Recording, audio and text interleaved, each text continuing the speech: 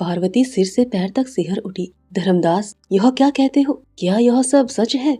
धर्मदास ने अपने मन में ही कहा, शायद तुम्हारी बात सुने।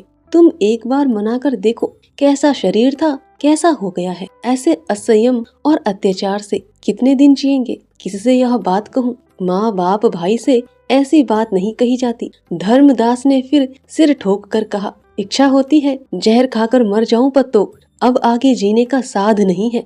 पार्वती उठकर चली गई। नारायण बाबू के मरने का समाचार पाकर वह चली आई थी। सोचा था इस विपत्ति के समय देवदास के पास जाना आवश्यक है, किंतु उसके परम प्रिय देवदास की यह अवस्था है। कितनी ही बातें उसके मन में उठने लगी जिनका अंत नहीं। जितना धिक्कार उसने देवदास को दिया, उसका 1000 गुना अपने आप को दिया। 1000 बार उसके मन में उठा कि क्या उसके होने पर वह ऐसे बिगड़ सकते।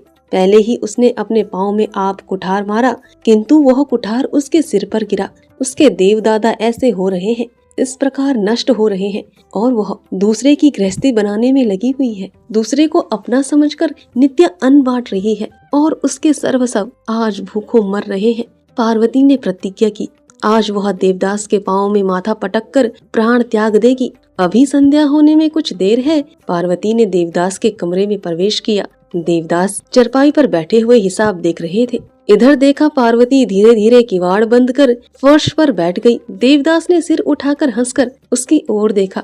उनका मुख भीषण किंतु शांत था। हठात कौतुक से पूछा, यदि मैं अपवाद उठाऊं तो? पार्वती ने अपनी सलज श्याम कमलवत दोनों आँखों से एक बार उनकी ओर देखा, फिर नजर नीची कर ली। देवदास की इस बात ने भली भांति जता दिया कि वह बात उसके हृदय में आजन्म के लिए अंकित हो गई है। वह देवदास से कितनी ही बातें कहने के लिए आई थी, किंतु सब भूल गई, एक भी बात ना कह सकी। देवदास ने फिर हंसकर कहा, समझता हूँ, लज्जा लगती है ना? तब भी पार्वती कोई बात ना कह सकी। देवदास ने कहा, इसमें लज्जा की क्या बात है? हम तुम दोनों ही लड़कपन में बराबर एक साथ उठते बैठते और खेलते थे। इसी बीच में एक गड़बड़ी हो गई। क्रोध करके जो तुम्हारे जी में आया कहा, और मैंने भी तुम्हारे सिर में यह दाग दे दिया। कैसा हुआ? देवदास की बात में शलेश व विद्रूप का लेश भी नहीं था। हंसते ही हंसते पहले की बीती दुख की कहानी कह सुनाई। पार्वती का हृदय भी सुनकर फटने लगा। मुंह में आंचल देकर एक गहरी सांस खींचकर मन ही मन कहा, देवदादा, यह दाग ही मेरे ढांढस का कारण है। एकमात्र यही मेरा साथी है। तुम मुझसे प्यार करते थे, इसी से दया करके हम लोगों के बाल्य इतिहास को इस रूप में, इस ललाट में अंकित कर दिया है। इससे मुझे लज्जा नहीं, कलंक नहीं, यह मेरे गौरव का चिन्ह है। पत्तो, मुख से आंचल ना हटाकर ही पार्वती ने कहा, क्या तुम्हारे ऊपर मुझे बड़ा क्रोध आता है? इस बार देवदास का कंठ स्वर विकृत हो गया। बाबूजी नहीं है, आज मेरे विपत्ति का समय है, किंतु तुम्हारे रहने से कोई चिंता न रहती। बड़ी भाभी को जानती ही हो, भाई साहब का स्वभाव भी तुमसे कुछ छिपा नहीं है। और तुम ही सोचो, माँ को इस समय लेकर मैं क्या करूँ, और मेरा कुछ ठिकाना ही नहीं कि क्या होगा। तुम्हारे रहने से मैं सब कुछ तुम्हारे हाथ में सौंप कर निश्चिंत हो जाता। क्यों पत्तो? पार्वती फफक कर रो पड़ी। देवदास ने कहा, रोती हो क्या? अब और कुछ नहीं कहूँगा।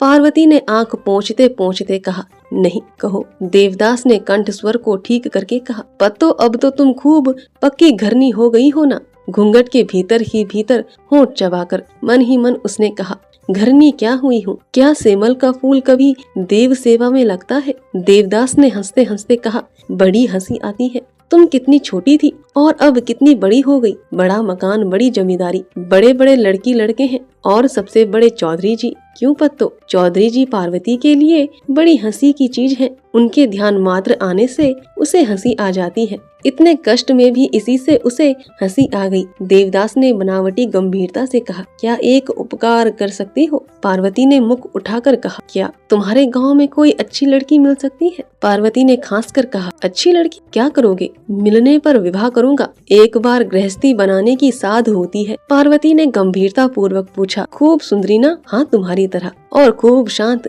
नहीं, खूब शांत से काम नहीं है, वरन कुछ दुष्ट हो तुम्हारी तरह मुझसे झगड़ा कर सके। पार्वती ने मन ही मन कहा, यह तो कोई नहीं कर सकेगी देवदादा, क्योंकि इसके लिए मेरे समान प्रेम चाहिए। प्रकट में कहा, मैं अभागिन क्या हूँ, मेरे ऐसी न जाने कितनी हजार तुम्हारे पाँव की धूली लेकर अपने को धन्य मांगेगी। देवदास ने मजाक में हंसकर कहा, क्या अभी एक ऐसी ला सकती हो? देवदादा क्या सचमुच विवाह करोगे? वैसा ही जैसे मैंने बतलाया है। केवल यही खोलकर नहीं कहा कि उसे छोड़ इस संसार में उनके जीवन की कोई सहवासनी नहीं हो सकती। देवदास, एक बात बताओगे क्या? पार्वती ने अपने को बहुत संभाल कर कहा, तुमने शराब पीना कैसे सीखा? देवदास ने हंसकर कहा, पीना भी क्या कहीं सीखना होता है? यह नहीं तो अभ्यास कैसे किया? किसने कहा? धर्मदास ने। कोई भी कहे, क्या यह बात सच है? देवदास ने छिपाया नहीं, कहा, कुछ है। पार्वती ने कुछ देर स्तब्ध रहने के बाद पूछा, और कितने हजार रुपये का गहना गड़ा दिया है? देवदास ने गंभीरता से कहा,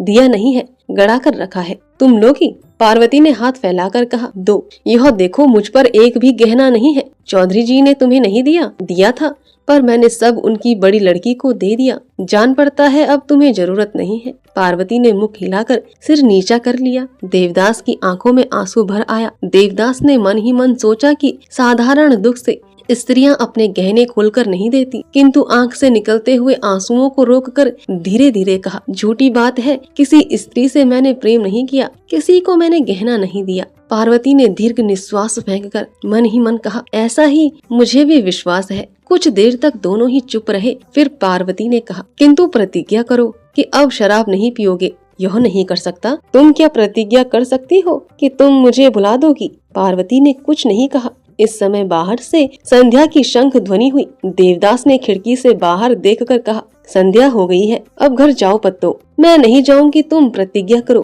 क्यों मैं नहीं कर सकता? क्यों नहीं कर सकते? क्या सभी सब कामों को कर सकते हैं? इच्छा करने से अवश्य कर सकते हैं। तुम मेरे साथ आज रात में भाग सकती हो। पार्वती का हृदय स्पंदन सहसा बंद हो गया, अनजाने में धीरे से निकल गया। यह क्या हो सकता है? देवदास ने जरा चारपाई के ऊपर बैठकर कहा, पार्वती किवाड़ खोल दो। देवदास खड़े होकर धीमे भाव से कहने लगे, पत्तों, क्या जोर देकर प्रतिज्ञा कराना अच्छा है? उससे क्या कोई विशेष लाभ है? आज की हुई प्रतिज्ञा कल शायद ना रहेगी। क्यों मुझे झूठा बनाती हो? और भी कुछ क्षण यूं ही निशब्द बीत गए। इस समय न जाने किस घर में टन टन करके 9 बजा। देवदास भाव से कहने लगे, पत्तों द्वार खोल दो। पत्तों ने कुछ नहीं कहा। जा पत्तों, मैं किसी तरह नहीं जाऊंगी। यह कहकर पार्वती अकस्मात पछाड़ खाकर गिर पड़ी। बहुत देर तक फूट फूट कर रोती रही। कमरे के भीतर इस समय गाढ़ा अंधकार था, कुछ दिखाई नहीं पड़ता था।